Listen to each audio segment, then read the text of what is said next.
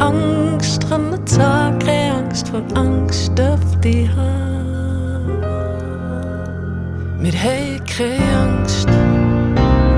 Wir haben keine Angst vor dem Abgrund. Wir haben keine Angst vor dem Absprung.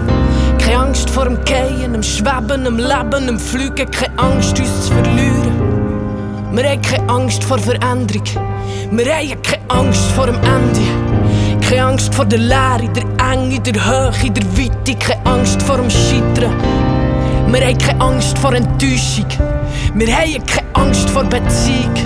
Keine Angst vor der Tiefe, der Nähe, im Zweifeln, im Leiden. Keine Angst vor der Liebe. Wir haben keine Angst vor Berührung.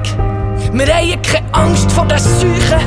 Keine Angst vor den Krüppeln, den Kranken, den Armen, den Schwachen, den Freaks und den Junkies. Wir haben keine Angst.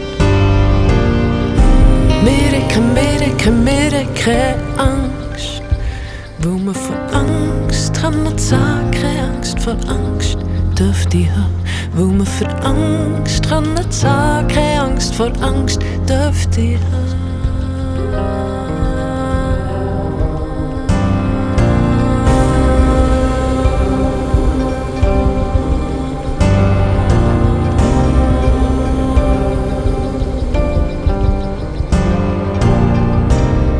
Wir haben keine Angst vor der Nacht, keine Angst vor den Schatten, keine Angst vor dem Teufel, der Hölle, dem Monster, dem Wolf, den Geister, den Fratzen. Wir haben keine Angst vor dem Bösen, wir haben keine Angst, uns zu verbrennen. Keine Angst vor Problemen, der Fragen, der Prüfung, der Antwort, keine Angst vor der Lösung. Wir haben keine Angst vor dem Neuen, wir haben keine Angst vor dem Fremden. Keine Angst vor dem Schönen, der Freude, der Trauer, der Wut, vor Blamage und Verrat. Wir haben keine Angst vor der Wahrheit. Wir haben keine Angst vor dem Wahnsinn. Keine Angst vor dem Neid, dem Trieb, der Gier, der Gewalt, der Spaltung, im Krieg.